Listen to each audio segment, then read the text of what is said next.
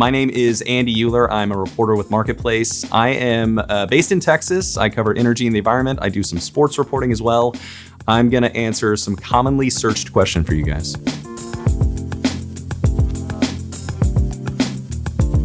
This is a big point of contention, right? College athletes haven't been getting paid for forever because the idea was that they're amateurs, right?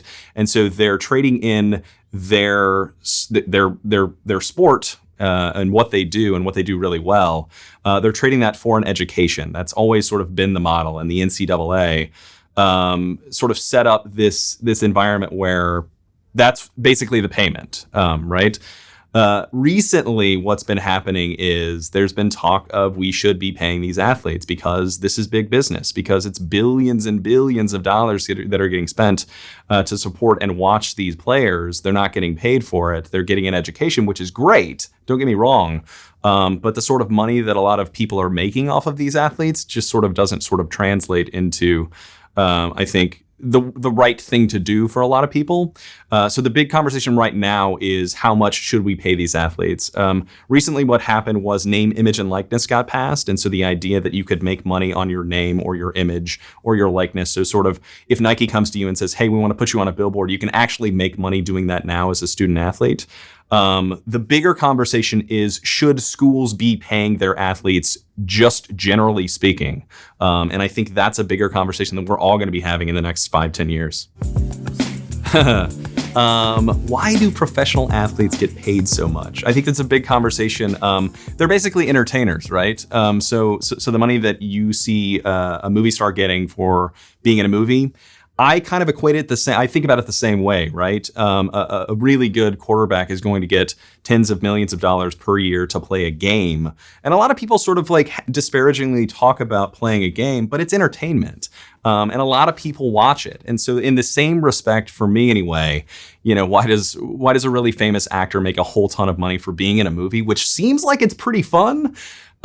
It's sort of the same kind of question with pro athletes. I think you could make the argument that a whole lot of really good pro athletes, a very sort of select few, make more money than most of the athletes throughout the team. And I think that's more it's funny because that's sort of that's a bigger question about, sort of income gaps, right? The same conversation that we have in America about the top 1% making all that money.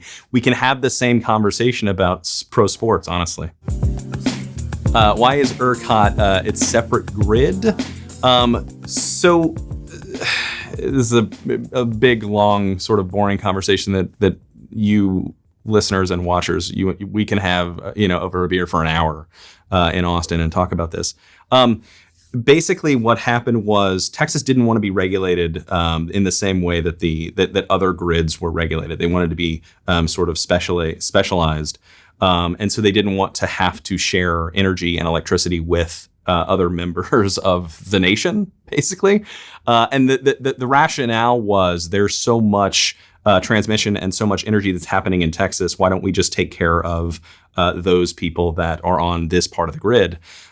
This is big and contentious, and a lot of people that I talk to all the time sort of talk about the need to reconnect to other parts of the grid, because when things like 2 Februaries ago, when the freeze happens and we don't have energy to power the grid in Texas, we could, in theory, go to the Western grid. We could go to the Eastern grid, in theory, but because we're separate and because we have a really rotten relationship with those other grids, nobody's going to give us power.